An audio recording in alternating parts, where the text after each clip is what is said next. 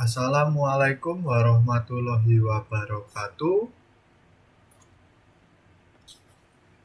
Perkenalkan, nama saya Cavan Ganendra Setia Pranata dengan NRP 50172511029 dari Prodi Teknik Geofisika Institut Teknologi 10 November Surabaya. Kali ini saya akan membahas dan mempresentasikan tentang bab 21 atau chapter 21 yang memiliki judul sumber daya geologi. Nah, pada chapter 21 ini membahas secara singkat beberapa sumber daya geologi yang penting. Nah, yaitu ada air yang memiliki, dan selain itu yang memiliki nilai ekonomi. Nah, kita juga dapat melihat sumber daya energi untuk melihat mana yang dapat menggantikan pasokan minyak yang semakin menipis. Kemudian pada bab ini juga membahas logam dan hubungannya dengan batuan beku dan tektonik lempeng, dan juga mengakhirinya dengan sumber daya non-logam seperti pasir dan kerikil. Nah, hubungan dengan sistem bumi. Banyak sumber daya geologi berasal dari hidrosfer. Minyak bumi dan batu bara berasal dari organisme yang hidup dan mati di air. Minyak berasal dari sisa organik makhluk kecil yang hidup di laut. Batu bara berasal dari vegetasi lebat yang tumbuh di rawa-rawa kuno. Atmosfer berinteraksi dengan geosfer dan hidrosfer untuk menghasilkan beberapa sumber daya. Misalnya, biji aluminium adalah produk pelapukan di iklim tropis. Aluminium oksida terbentuk dari reaksi kimia yang melibatkan udara, air, dan mineral aluminium silikat. Hidrosfer, atmosfer, dan geosfer sangat diubah oleh salah satu anggota geosfer, yaitu spesies manusia. Dalam proses mengekstrasi, memproduksi, dan menggunakan sumber daya bumi, kita mengubah udara, tanah, dan air yang kita tinggali. Nah, sumber daya geologi menopang kehidupan kita, manusia di bumi. Dan yang paling mendasar dari sumber daya ini adalah tanah dan air. Peradaban industri saat ini bagaimanapun menarik berbagai sumber daya yang jauh lebih besar dari bumi. Jadi, pada kehidupan ini dan industri-industri di bumi saat ini sangat membutuhkan dan memanfaatkan sumber daya geologi ini. Dalam banyak hal kehidupan modern, kita juga telah bergantung pada banyak sekali jenis bahan bumi yang berbeda. Dari batu bara yang menggerakkan listrik kita, hingga europium yang menyediakan pigmen merah yang kita gunakan untuk keseimbangan warna di layar televisi dan monitor komputer kita. Nah, pada masa-masa ini bahkan orang biasa tahu secara langsung sumber daya apa yang mereka butuhkan untuk mendukung dan menopang kehidupan mereka, dan di mana mereka dapat cara menemukan sumber daya alam tersebut. Nah, pada saat ini hanya sedikit orang yang sebenarnya menghargai banyaknya sumber daya dan jaringan penawaran dan permintaan yang kompleks yang memungkinkan kita masing-masing untuk hidup. Tidak termasuk tanah dan air yang kita bahas di tempat lain.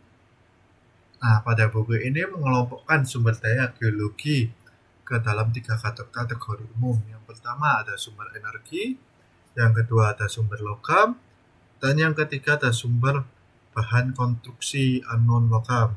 Nah, untuk sumber daya energi seperti minyak bumi dan uranium, ini menyediakan tenaga yang memungkinkan kita untuk menyediakan tenaga yang menggerakkan pada mesin-mesin atau semacamnya di dunia modern ini. Untuk sumber daya logam seperti biji besi memungkinkan kita untuk menciptakan logam yang memberikan kekuatan pada konstruksi modern dan membantu banyak teknologi beroperasi, misalnya dengan menghantarkan listrik atau memicu motor. Sumber daya non-logam, termasuk batu bangunan dan kerikil jalan, memiliki sejarah yang lebih panjang dalam perkembangan peradaban, tetapi tetap penting bagi dunia modern juga, karena tetap dibutuhkan sampai sekarang. Penting. Nah, contohnya pada jembatan layang dan jalan raya, terdiri dari eksterior sumber daya non-logam, yaitu beton, dengan inti logam pada tulangan dan balok. Jalan layang mendukung jalan aspal dari bahan organik fosil yang menyediakan akses ke mobil yang terbuat dari logam, yaitu bodi dan mesin, dan materi biologis, yaitu karet yang ditengarai oleh minyak bumi. Di Amerika Serikat setiap tahun dibutuhkan lebih dari 15.500 pon bahan non-logam, 650 pon logam, dan lebih dari 21.000 pon bahan bakar geologi untuk memenuhi standar hidup setiap orang Amerika. Energi yang dibutuhkan untuk mempertahankan gaya hidup gas di Amerika Serikat setara dengan kekuatan 300 pelayan yang bekerja sepanjang waktu.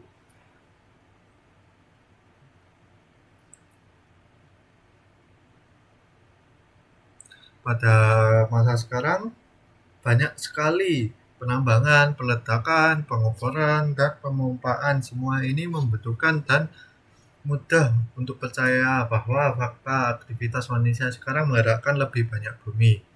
Nah, ini mungkin sebanyak 3 triliun ton per tahun daripada semua sungai di dunia yang digabungkan, yaitu hanya 24 miliar ton sedimen yang diangkut per tahun. Beberapa sumber daya geologi terbarukan yaitu mereka diisi ulang oleh proses alami cukup cepat sehingga orang dapat menggunakannya terus-menerus. Air adalah contoh terbaik. Dalam kondisi berkelanjutan, pasokan air tidak pernah berakhir. Asalkan kita mengekstraksi air tidak lebih cepat daripada diisi ulang secara alami oleh curah hujan, limpasan, dan infiltrasi. Namun, sebagian besar sumber daya geologis adalah sumber daya yang tidak terbarukan. Mereka terbentuk sangat lambat, seringkali selama jutaan tahun dalam kondisi yang tidak biasa dalam pengaturan geografis yang terbatas.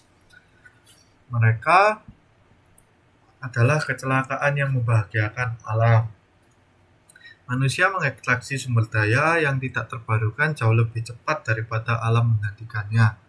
Tingkat ekstraksi minyak mentah tahunan misalnya berada pada urutan 1 juta kali lebih cepat daripada tingkat pengisian semula alami. Sumber daya energi. Keadaan pasokan energi kita sangat banyak di benak banyak orang saat ini. Berapa banyak minyak goreng yang tersisa? Apakah yang akan menggerakkan pesawat masa depan? Apakah ekonomi hidrogen baru sedang dalam perjalanan? Nah, untuk menjawab pertanyaan-pertanyaan tersebut,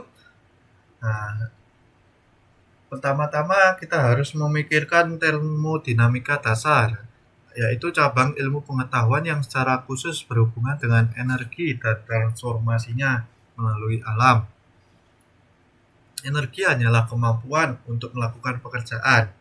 Tanpa energi tidak ada yang bisa pada kenyataannya, tidak ada bisa yang ada. Nah, pada kenyataannya itu adalah dasar untuk segalanya. Ada 2 prinsip dasar termodinamika yang merangkum apa yang perlu. Nah, yang pertama ada konservasi. Hukum termodinamika menyatakan bahwa energi tidak dapat diciptakan atau dihancurkan. Itu hanya diubah dari satu state to another. Dalam istilah manusia, beberapa negara lebih berguna dan dapat dieksploitasi daripada yang lain. Hukum kedua mengambil salah satu langkah lebih jauh dengan menyatakan bahwa setiap kali transformasi energi terjadi, sebagiannya hilang atau dihamburkan. ke lingkungan sekitarnya, biasanya dalam bentuk limbah. Nah, secara teoritis dimungkinkan untuk mengumpulkan semua energi yang terhampar ini dan memusatkannya kembali untuk digunakan. Tapi untuk melakukannya akan membutuhkan lebih banyak input energi dan tidak masuk akal secara ekonomi.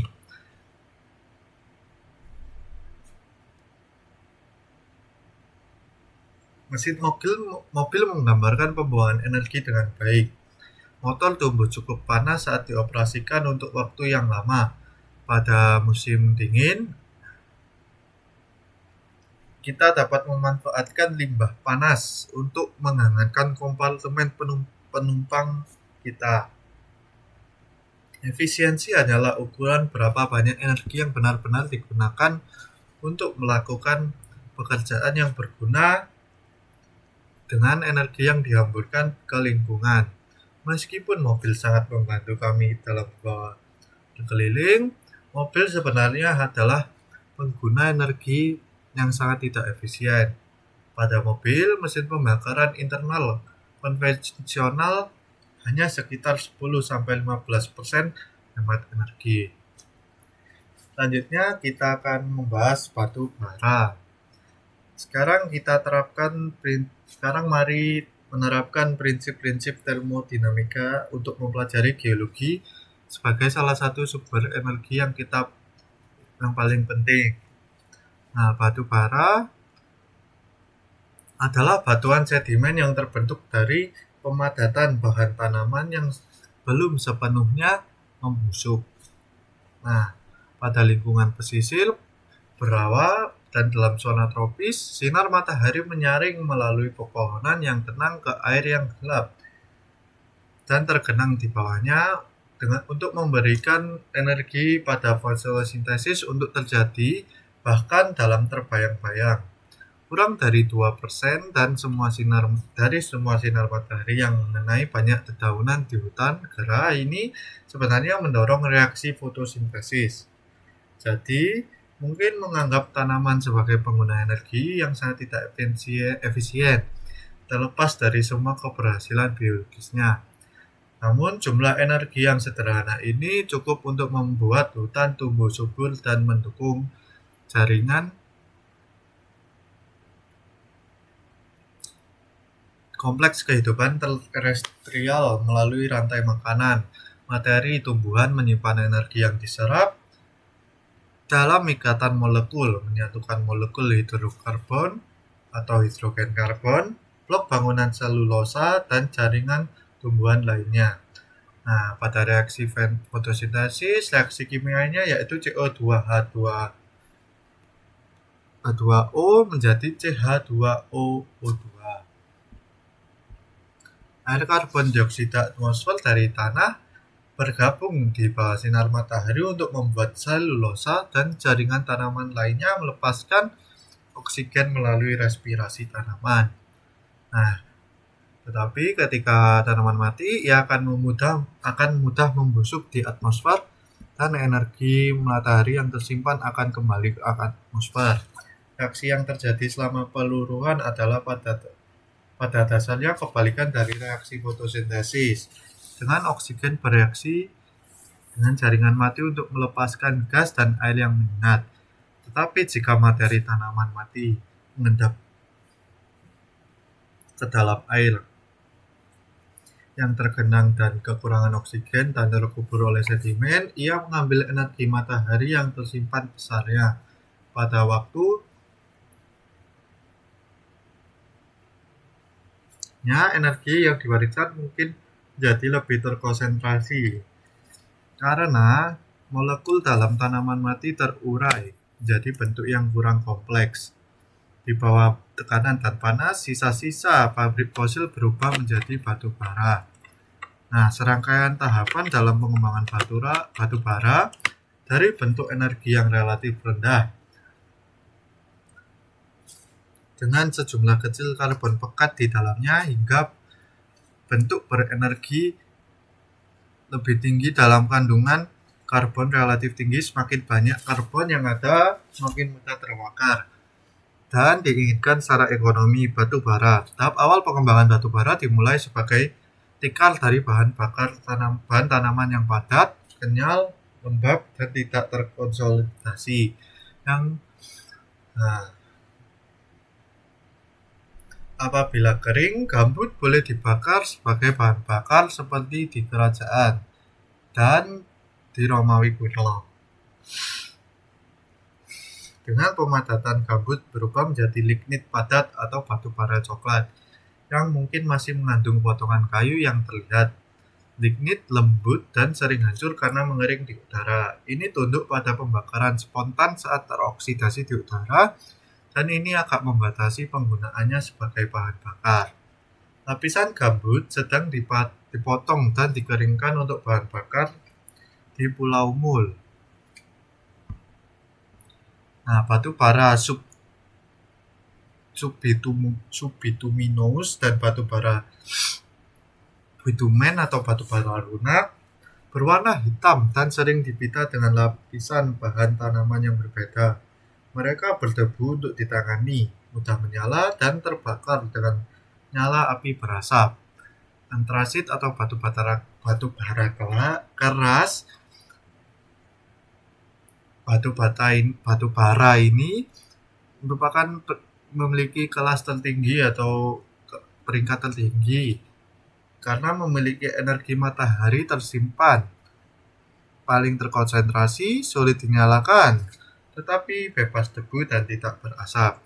Jika batu bara diperas dan dipanaskan lebih jauh, molekul hidrokarbonnya terurai sama sekali dalam kondisi metamorf, dan yang tersisa hanyalah karbon murni grafit, bahan yang kita masukkan ke dalam timah pensil.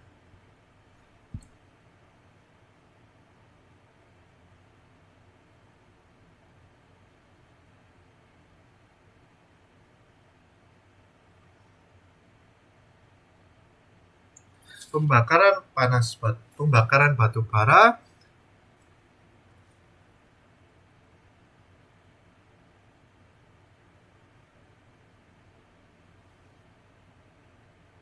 diukur dalam BTU, yaitu British Thermal Units. 1 BTU setara dengan dikonsumsi oleh orang biasa setiap hari. Batu bara antraksit bermutu tinggi, yaitu 86-98% karbon, akan menghasilkan tidak lebih dari 15.000 BTU per pon. Sebaliknya, 1 pon bensin beroktan tinggi menghasilkan 18.500 BTU, dan 1 pon bahan bakar diesel yang paling padat energi dari semua bahan bakar fosil menghasilkan sekitar 19.000 BTU. Dibutuhkan mesin yang sangat kuat dan berat untuk membakar bahan bakar diesel karena penggunaannya di truk, kereta api, dan mesin besar lainnya, mesin-mesin pabrik dan semacamnya. Lapisan batu bara biasanya berlapis dengan batuan sedimen biasa, termasuk batu pasir dan selpi. Ketebalan tempat tidur biasanya berkisar dari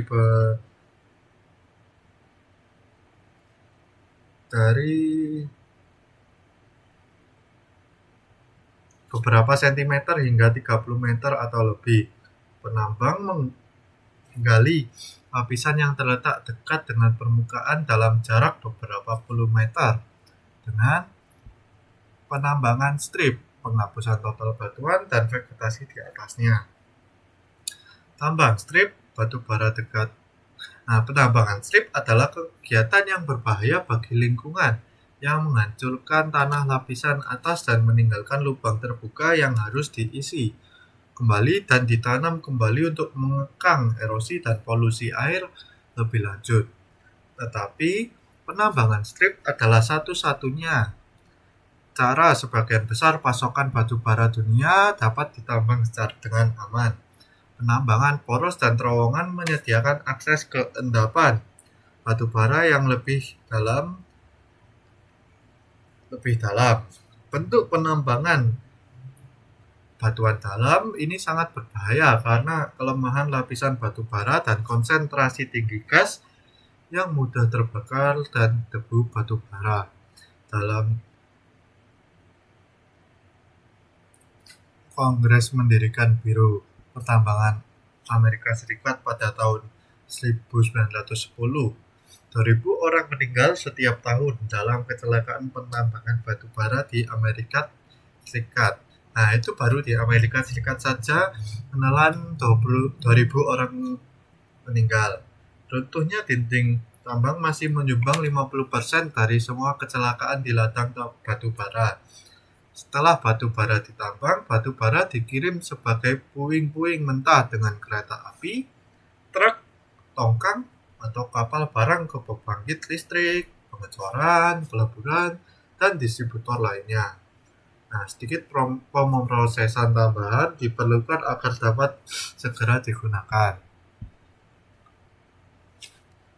Orang Inggris, yaitu Thomas Newcomen, menemukan pompa pada tahun 1712 untuk mengalirkan tambang batu bara yang dalam nenek moyang mesin uap yang memulai revolusi industri 2 abad yang lalu.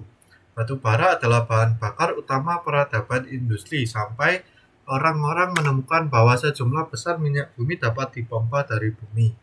Dan minyak bumi menyediakan bahan bakar yang tidak terlalu kotor dan lebih mudah diangkut dengan segala macam kegunaan baru dan menarik.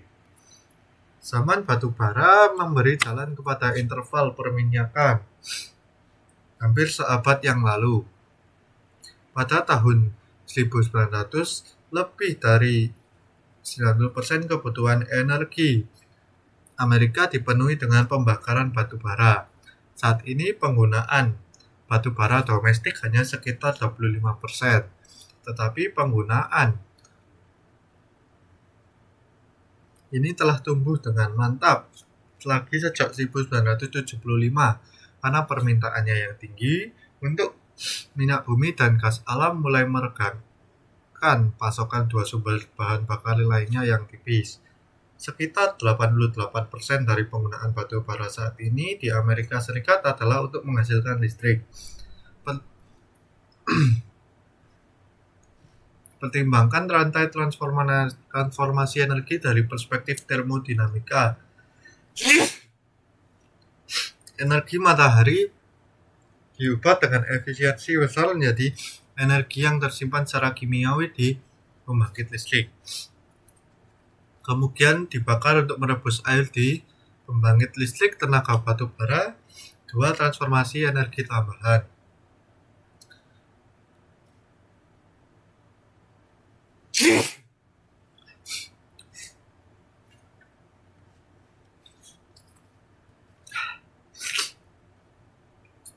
Uap memutar turbin untuk menghasilkan energi listrik bagi industri.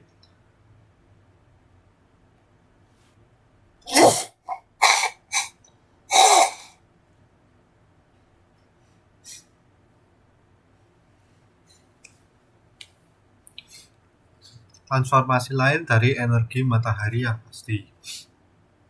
Akhirnya listrik melaju di sepanjang kabel melalui trafo dan sirkuit untuk memberi daya pada bisnis, sekolah, dan rumah. Hanya sebagian kecil dari 1% energi matahari asli yang menghantam rawa pesisir kita yang akhirnya mendorong peradaban manusia dalam membentuk yang banyak berubah pada jutaan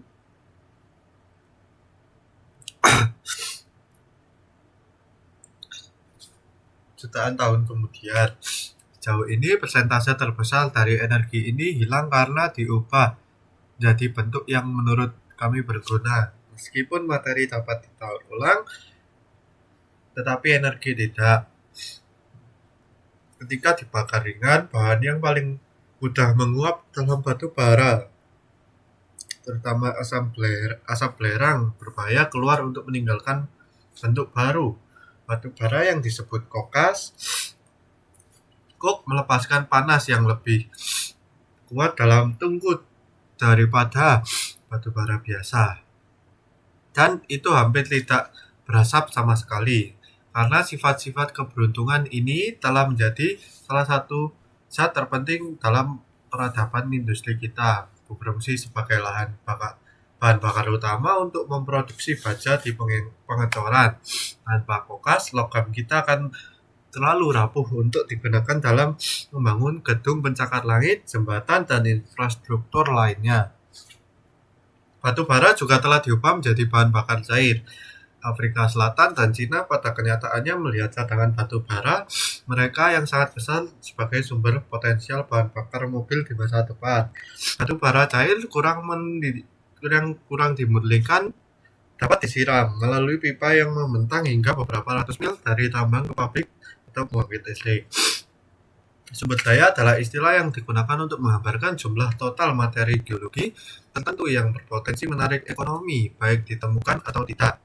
Sumber daya dapat diukur secara langsung melalui penambangan atau pengeboran, dan atau hanya disimpulkan berdasarkan tebakan geologis yang masuk akal dan pemodelan statistik.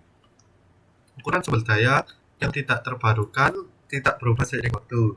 Ini adalah nilai yang tetap dan tidak dapat ditemukan secara teoritis. Bagian dari sumber daya yang telah ditemukan dapat diekstraksi secara ekonomi dan hukum disebut cadangan. Tidak seperti sumber daya, ukuran cadangan umumnya berubah setiap saat, tergantung pada berbagai faktor. Misalnya, penambangan atau pengeboran suatu zat akan menyebabkan cadangan menyusut, terutama jika tidak ada penemuan baru yang dibuat. Kenaikan upah dan penurunan harga pasar dapat membuat terlalu mahal untuk melanjutkan penambangan, yang juga akan mengurangi ukuran cadangan. Di sisi lain, penemuan baru dan teknologi baru yang memudahkan untuk menemukan dan menambang sumber daya membuat cadangan lebih besar. Perubahan undang-undang juga dapat mempengaruhi ukuran cadangan. Area luas lahan milik pemerintah terlarang untuk penambangan dan pengukuran, sehingga bahan geologi apapun di bawah area ini tidak dapat diekstraksi secara legal dan tidak dapat dimasukkan ke dalam cadangan. Oleh karena itu, membuka lebih banyak lahan untuk ekstraksi dapat meningkatkan cadangan. Dan semua cadangan mungkin dapat dipulihkan. Misalnya di Amerika Serikat, total sumber daya batu bara mencapai 2 triliun ton, namun hanya sekitar 25% dari 470 miliar ton yang membentuk cadangan batu bara Amerika Serikat. Tapi tidak semua cadangan ini benar-benar dapat diekstraksi. Beberapa harus tertinggal selama penambangan karena alasan keamanan, untuk mendukung pilar tambang, untuk menjaga tanah longsor, atau untuk menghindari masalah pencemaran air dan sebagainya. Faktanya, hanya sekitar 60% batu bara di tempat tidur manapun yang ditambang secara mendalam yang dapat dihilangkan.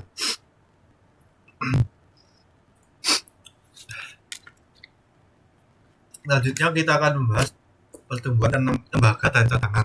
Karena harga logam dan energi yang digunakan untuk mengekstraksi ini yang fluktuasi, begitu pula potensi keuntungan dari mineral. Misalnya pada tahun 1900, tembaga dapat ditambang dengan keuntungan hanya jika konsentrasinya dalam biji melebihi 5% pada awal 1980-an. Tingkat laba ini turun menjadi 0,5%, dan cadangan tembaga di dunia yang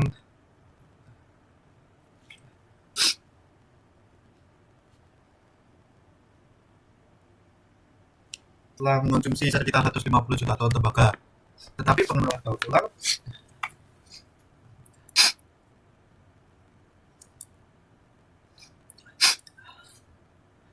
pengganti tembaga dan penemuan cadangan baru sebenarnya meningkat cadangan tembaga dunia menjadi 650 juta ton pada tahun 2001. Pasar dan cadangan mineral bergejolak dan tidak menentu, dengan cadangan umumnya menyusut seiring dengan penurunan proses pasar dan membengkak seiring dengan kenaikan harga. Paling sering adalah spekulasi investor dan kekurangan pasokan sementara dan kelebihan. Namun demikian, ada beberapa tren yang secara terus-menerus. Dunia hampir selalu tampak memiliki cadangan besi dan aluminium yang besar, cadangan tembaga, timbal dan seng, dan cadangan emas dan perak yang sedikit. Tingkat ini menjabarkan pelimpahan relatif sumber daya ini di alam. Tidak ada tanda-tanda bahwa kita akan kehabisan salah satu dari logam ini. Namun tantangan yang lain membayangi cakrawala karena ukuran cadangan mineral terkait sangat penting dengan harga energi. Dibutuhkan energi yang jumlah sangat besar untuk menambang, memurnikan, memproses, dan mengangkut mineral untuk digunakan. Ekstraksi mineral pada kenyataannya adalah industri yang paling intensif energi di dunia. Selama hampir 120 tahun terakhir, biaya energi unit keseluruhan belum tumbuh secara signifikan dan secara umum stabil, menyediakan platform yang andal untuk pertumbuhan industri. Namun jika biaya energi yang jangka panjang meningkat, kita mungkin mengharapkan ukuran cadangan mineral turun sebagai tanggapan, hanya karena akan menjadi jauh lebih mahal untuk menambang dengan keuntungan. Penting banget semua definisi ini bersama-sama mudah untuk melihat mengapa orang menjadi bingung dengan argumen tentang sumber daya logika geografis. Fakta bahwa karena perusahaan individu dan pemerintah sering menyempurnakan klasifikasi sumber daya agar sesuai dengan kebutuhan mereka sendiri membuat topik ini semakin menantang. Namun demikian, istilah ini sangat penting dalam dunia bisnis. Apakah seorang investor akan mengeluarkan uang untuk mengembangkan tambang, mengebor sumur, atau mengeksplorasi lebih lanjut tentang tergantung pada sejauh mana prospek geologis mampu menangkap struktur dan strata kerak dan sejauh mana cadangan yang teridentifikasi benar-benar dapat dipulihkan. Sekitar 25% dari total cadangan batu bara dunia terletak di Amerika Serikat. Rusia memiliki basis cadangan terlimpah kedua yaitu 20-25%, Cina dan India memiliki 25% lainnya. Pada tingkat konsumsi saat ini, cadangan Amerika Serikat yang dapat dipulihkan akan habis dalam waktu sekitar 250 tahun. Tingkat penipisan yang sama terjadi di seluruh dunia. Tentu saja banyak faktor baru saja disebutkan dapat mengubah ukuran cadangan batu bara dunia dan pertumbuhan ekonomi logaritmik akan signifikan bertambah pada unsur memanjang pasokan sumber daya apapun. Mengingat tren saat ini, kita kemungkinan akan telah mengonsumsi sebagian besar cadangan di Amerika Serikat jauh sebelum 250 tahun berlalu. Hanya menyisihkan residu biaya untuk penambangan di masa depan. Selanjutnya kita akan membahas minyak bumi dan gas alam. Banyak ekonom yang percaya bahwa pasokan minyak baru yang melimpah belum dapat ditemukan dan banyak ahli geologi sumber daya yang memperingatkan bahwa sebagian besar wilayah yang mengandung minyak telah dieksplorasi dan pada kenyataannya dengan cepat habis. Nah, itu siapa yang benar? Maka tidak ada yang tahu jika kita tidak menyelesaikan eksplorasi global dan mengeksplorasi puncak produksi minyak bumi global. Tapi kemungkinan besar para ahli geologi mengetahui sesuatu yang tidak diketahui oleh banyak orang yang lebih optimis. Faktor-faktor geologis yang bertanggung jawab untuk menciptakan reservoir minyak bumi yang kaya memang istimewa dan sangat membatasi peluang minyak bumi terbentuk dalam kondisi alami. Banyak sumber daya geologi berasal dari hidrosfer. Minyak bumi dan batu bara berasal dari organisme yang hidup dan mati di air. Minyak berasal dari sisa-sisa organik makhluk kecil yang hidup di laut. Batu bara berasal dari vegetasi lebat yang tumbuh di rawa-rawa kuno.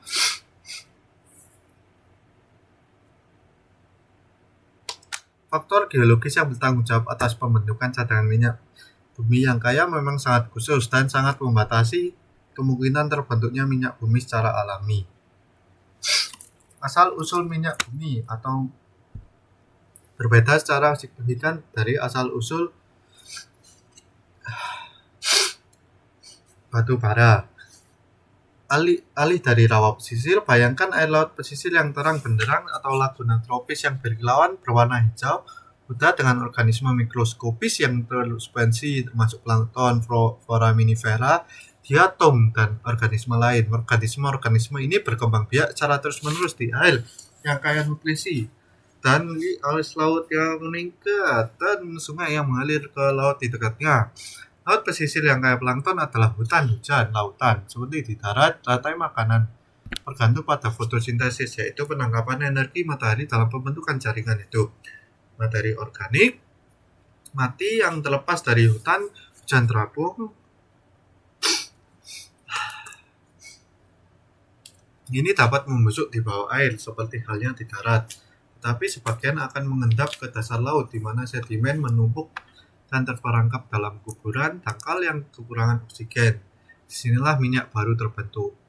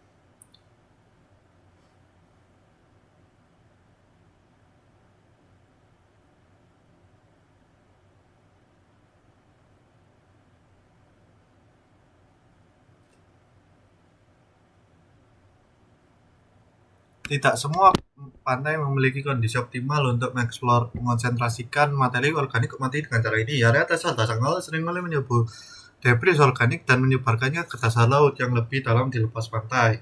Namun dalam jenis basin di laut pesisir tertentu, nutrisi dapat menjadi sangat terkonsentrasi.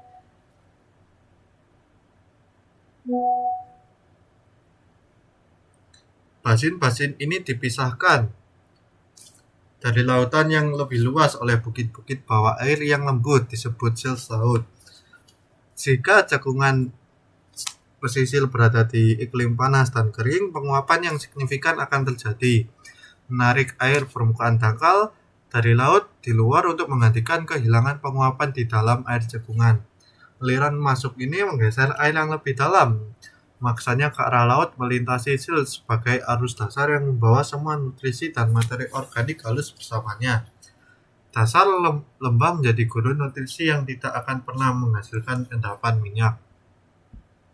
Namun jika sungai besar mengalir ke dalam basin, terutama di iklim yang lebih dingin dan kurang evaporatif, pola sirkulasi yang berlawanan akan terjadi. Air sungai Payau menyebar sebagai lapisan di seluruh basin, mendorong arus dangkal yang bergerak menjauh dari pantai. Untuk menggantikan air ini, arus dasar mengalir ke arah berlawanan, menyapu melintasi ambang menuju pantai. Sampah organik mungkin tersapu oleh arus masuk ini, tetapi hanya sementara. Materi organik segera jatuh kembali ke bawah, terjebak di dalam cekungan karena arus tidak cukup kuat untuk membawa partikel dalam suspensi jauh. Sedimen dari mulut sungai mengalir melintasi dasar cekungan, mengunci sebagian besar sampah ini di tempatnya. Sebuah perangkap nutrisi yang sempurna terbentuk, cadangan minyak di masa depan.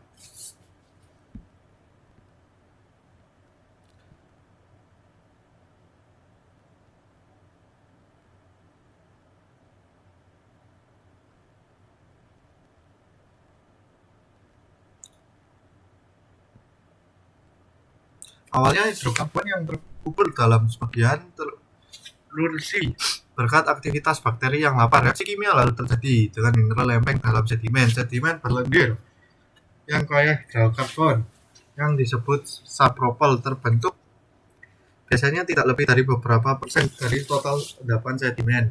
Tetapi ini cukup untuk menjadi cadangan minyak di masa depan. Seiring dengan penumpukan yang semakin dalam, sapropel memanas dengan laju 8 derajat Celcius atau 14 derajat Fahrenheit setiap 1000 kaki di bawah permukaan. Pada kedalaman 2300 meter atau 7500 kaki, suhunya cukup panas, yaitu sekitar 82 derajat Celcius atau 180 derajat Fahrenheit. Untuk memecah molekul hidrokarbon kompleks menjadi minyak bumi. Molekul yang semakin sederhana terbentuk melalui pemanasan alami yang lebih intens. Hingga pada kedalaman sekitar 4.600 meter atau 15.000 kaki, hidrokarbon telah sepenuhnya terurai menjadi gas alam. Jendela minyak adalah ruang antara 2.300 dan 4.600 meter, 7.500 dan 15.000 kaki, di mana sapropel harus melewati untuk berubah menjadi minyak. Jelas tidak semua sapropel terpendam sedalam itu, dan dalam beberapa kasus sapropel mungkin terpendam terlalu dalam untuk menghasilkan apapun selain gas alam. Setelah minyak bumi terbentuk, ia selanjutnya harus terakumulasi dalam konsentrasi yang dapat dibor dari pompa. Di bawah kondisi pengeboran yang dalam, tekanan dengan mudah mendorong cairan ke atas, ke dalam batuan permeabel di atasnya, dan cairan tersebut mungkin terus bermigrasi hingga permukaan untuk keluar dari bumi sebagai rembesan dan minyak. Penggunaan minyak pertama kali dapat menyediakan mortar untuk batu bara lumpur di Sumeria kuno. Manfaatkan situs-situs seperti itu. Pancaran minyak alami tidak mengandung cukup minyak untuk menarik minat dalam ekonomi modern. Sebaliknya, geolog minyak dari lokasi di mana minyak yang meresap ke atas terkonsentrasi di lokasi tertentu di bawah tanah. Konsentrasi ini berkembang dengan mudah di wilayah di mana aktivitas tektonik telah mendistorsi badan sedimen. Misalnya di sepanjang tepi pasif yang menjadi aktif karena konvergensi lempeng yang terjadi kemudian. Para geolog berusaha mengidentifikasi 3 struktur spesifik sebelum pengeboran. Pertama, batuan sumber sapropel asli seperti batuan minyak yang mengandung materi organik yang diubah menjadi minyak bumi. 2, batuan reservoir, biasanya batuan pasir atau kapur yang cukup permeabel dan poros untuk mengalirkan dan menyimpan minyak bumi saat berimigrasi. Permukaan dan ketiga, perangkap struktural atau perangkap minyak, tempat di mana batuan tidak permeabel atau disebut batuan perangkap. Mencegah migrasi minyak lebih lanjut ke atas. Gas alam memerlukan kondisi yang sama dengan minyak bumi untuk akumulasi dan pengepul.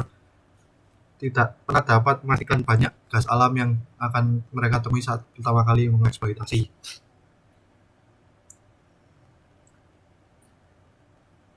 Beberapa jenis perangkap struktural untuk minyak dan gas. Beberapa jenis perangkap lebih umum di wilayah tertentu daripada yang lain, misalnya Antiklin dan Kuba. Ciptakan perangkap minyak yang paling umum di Teluk Persia. Antiklin dan Batan merupakan pembentuk perangkap penting di ladang minyak California Selatan, dan Kuba garam menyumbang sebagian besar cadangan minyak di Teluk Meksiko.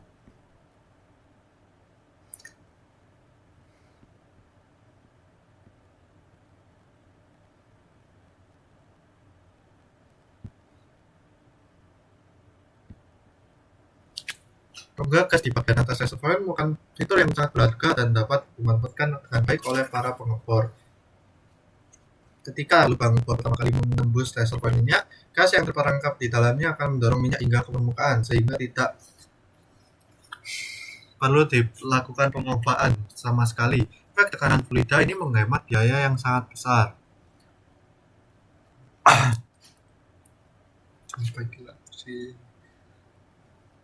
Bagi perusahaan minyak dan sangat besar bagi perusahaan minyak, dan pada kenyataannya dapat menjadi perbedaan antara operasi pengeboran yang sukses dan yang harus diberhentikan. Gumpalan minyak yang terkenal dalam banyak foto minyak yang menunjukkan penemuan cadangan minyak baru menggambarkan tekanan fluida yang sangat tinggi yang dapat dihasilkan oleh gas dalam beberapa depan. Seiring waktu, tekanan fluida berkurang dan lapangan minyak menjadi kurang ekonomis untuk dioperasikan. Minyak yang tersisa dapat dibersihkan dan dari tanah dengan membanjiri cadangan menggunakan air tanah yang disuntikan. Air tanah mendorong minyak di depannya dari area sumur injeksi menuju sumber minyak untuk diangkut. Pengembang juga menggunakan uap untuk mendorong minyak keluar, hingga sepertiga cadangan asli di lapangan minyak dapat diekstraksi menggunakan metode pemulihan sekunder ini.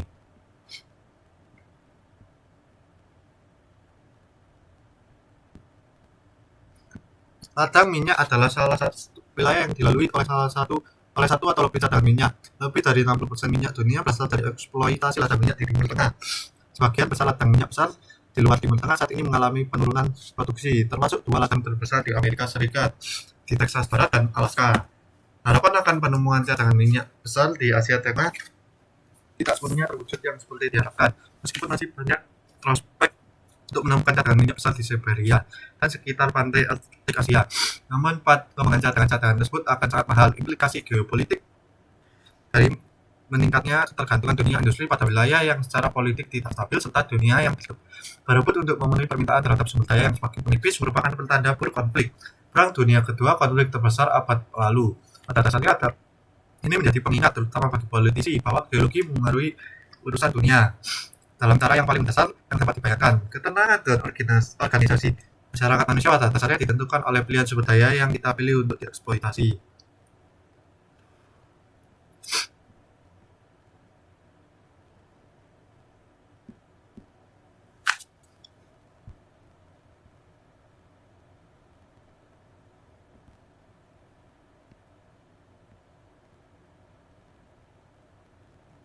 Metana batubara sendiri mungkin jadi sumber utama gas alam di masa depan. Saat batubara terbentuk, air dan gas dalam bentuk metana terperangkap dalam pori-pori halus rongga dan retakan yang menghiasi dan menyebar di dalam batubara.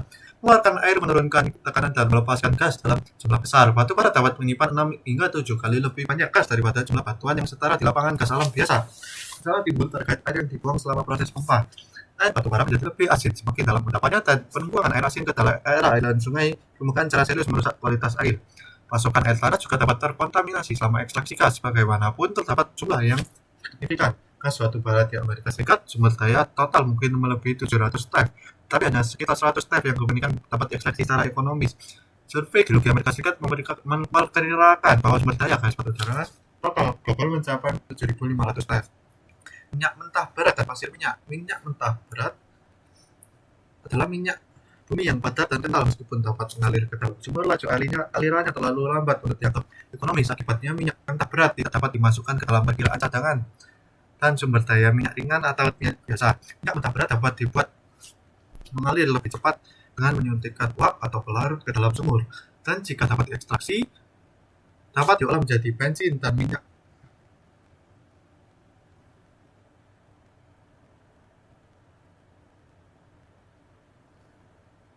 Ekstraksi dapat diolah menjadi bensin dan banyak produk lain seperti halnya minyak dengan sebagian besar minyak di California adalah minyak mentah berat. Pasir minyak atau pasir tar adalah endapan pasir atau batu pasir yang terikat aspal. Aspal tersebut padat sehingga pasir minyak sering diekstraksi melalui penambangan daripada pengobaran. Meskipun teknik untuk mengurangi viskositas minyak mentah berat sering juga berfungsi pada pasir minyak. Serpih minyak adalah serpih hitam atau coklat dengan kandungan bahan organik padat yang tinggi yang darinya masih dapat diekstraksi melalui destilasi. Serpih minyak yang paling terkenal di Amerika Serikat adalah formasi Green River yang mencakup lebih dari 40.000 km persegi di Colorado, Wyoming, dan Utah dengan endapan setebal hingga 650 meter. Serpih minyak ini yang mengandung banyak fosil kerangka ikan terbentuk dari lumpur yang terendapkan di dasar danau-danau eosen yang besar dan dangkal. Bahan organik yang berasal dari alga dan organisme lain yang hidup di danau-danau tersebut.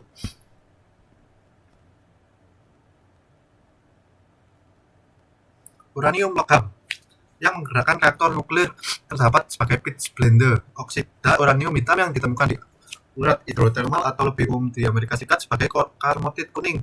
Oksida kompleks terhidrasi yang ditemukan sebagai inkrustasi pada batuan sedimen. Air tanah dengan mudah mengangkut uranium teroksidasi yang sangat mudah larut. Bahan organik mereduksi uranium membuatnya relatif tidak larut, sehingga uranium mengendap bersama dengan bahan organik.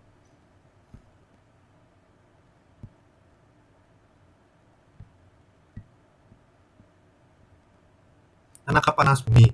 Dalam membahas tenaga panas bumi, penting untuk memahami perbedaan antara tenaga dan energi. Energi adalah kemampuan untuk melakukan kerja, sedangkan tenaga adalah konsentrasi energi atau laju konsumsi energi. Ada sejumlah besar energi panas yang keluar dari permukaan bumi setiap hari, di 10 km teratas permukaan bumi. Di Amerika Serikat saja, terdapat energi setara panas 1.000 triliun ton batu bara, yang cukup untuk memenuhi kebutuhan negara selama 100.000 tahun. Namun, energi ini terlalu tersebar untuk dapat dieksploitasi dimanapun kecuali di beberapa tempat. Diperlukan area seluas lapangan sepak bola untuk menyediakan energi panas yang dibutuhkan untuk menyalakan satu bola lampu berdaya 60 watt dan efisiensi tinggi, yaitu 20%. Daya itu tidak cukup untuk digunakan secara praktis.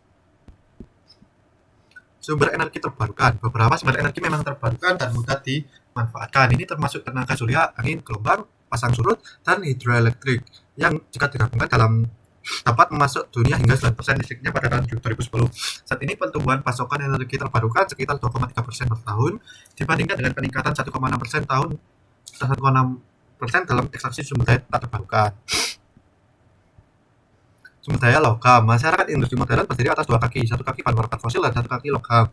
Meskipun peradaban selalu memiliki akses ke bahan bangunan besar dan akan selalu dengan demikian, produksi logam berkualitas tinggi dan berkekuatan tinggi serta eksploitasi bahan bakar fosil menjadikan zaman kita menonjol dalam seluruh sejarah manusia. Pencarian logam yang berhasil bergantung pada penemuan biji yang merupakan material alami yang dapat ditambang secara menguntungkan. Penting untuk dipahami bahwa konsentrasi lokal suatu logam harus lebih besar daripada kelimpahan rata-rata bijinya agar menjadi biji potensial.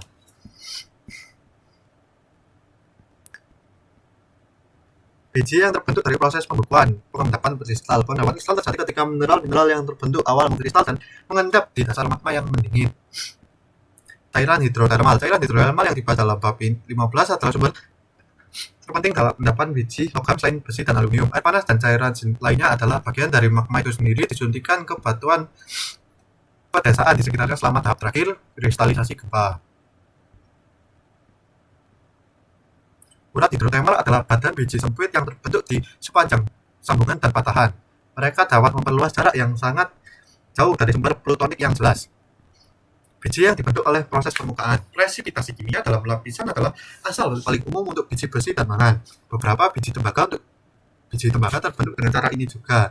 Biji besi berbita biasanya terdiri dari lapisan mineral besi dan cat yang bergantian, dibentuk sebagai sedimentari di bagian dunia selama Prakambrium, tampaknya di cekungan dangkal yang dipenuhi air. Kemudian lipatan patahan metamorfisme dan larutan telah menunjukkan banyak fitur asli biji sehingga asal biji sulit ditafsirkan. Endapan pelacel, di mana sungai memiliki butiran sedimen yang berat terkonsentrasi di batang sungai dijelaskan dalam bab 16. pertambangan, seperti dalam kasus batu bara, penambang menggunakan teknik permukaan dan bawah tanah untuk mengekstraksi mineral biji. Penambangan strip, pemindahan besar-besaran atau tanah yang luas dalam tahapan dan tutupan batuan dangkal telah disebutkan sehubungan dengan lapisan batu bara. Beberapa logam penting. Besi adalah salah satu dari 3 bahan penting yang dibutuhkan untuk membuat baja. Batu bara atau kokas dan kapur. Batu kapur dua lainnya diperlukan untuk melelehkan besi dalam tungku sebelum dicetak. Tembaga yang kurang melimpah adalah tembaga. Logam penting lainnya untuk industri.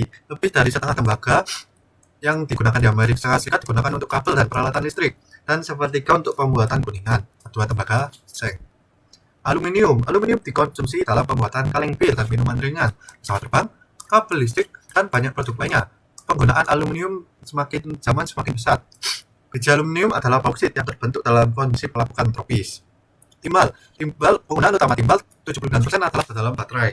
Sejumlah besar didaur ulang, sebagian besar dari baterai mobil. Biji timbal yang paling penting adalah kalengan. Perak, penggunaan utama timbal 17% dalam perak ditemukan sebagai logam asli dalam biji sulfita adalah produk sampingan umum dari penambangan timbal dan tembaga. Tambang timbal seng di Idaho adalah produsen perak terbesar di Amerika Serikat. Emas logam langka dan berharga digunakan dalam koin, perhiasan, dekorasi, kedokteran gigi, elektronik, dan program luar angkasa. Emas batangan disimpan untuk mendukung mata uang nasional, meskipun penggunaan ini dengan cepat menghilang. Sumber daya non-logam. Pasir dan kerikil keduanya diperlukan untuk produksi beton. Dalam konstruksi bangunan dan jalan raya, pasir juga digunakan untuk mortar yang mengikat bata dan blok semen. Batu merujuk pada batuan yang digunakan dalam blok untuk membangun gedung, dihancurkan untuk membentuk lapisan jalanan. Batu kapur memiliki banyak kegunaan, selain sebagai batu bangunan atau dasar jalan yang dihancurkan. Semen yang digunakan dalam beton dan mortar terbuat dari batu kapur yang sangat penting bagi ekonomi industri. Pupuk dan endapan evaporit. Pupuk fosfat nitrat dan senyawa kalium sangat penting bagi penelitian saat ini, sehingga menjadi salah satu sedikit dari sumber daya non-logam yang diangkut melintasi laut. Pandangan manusia, pertama, mempertahankan atau meningkatkan standar hidup kita, meningkatkan kualitas hidup tidak hanya bagi diri kita sendiri, tetapi juga bagi masyarakat di negara-negara berkembang. Dua, mempertahankan lingkungan, dan yang ketiga, memastikan bahwa kita tidak merampas sumber daya yang menopang kita dari generasi mendatang. Nah, sekian presentasi dari saya. Mohon maaf bila ada kekurangan dan kesalahan dalam presentasi dan penjelasan dari saya. Terima kasih telah mendengarkan.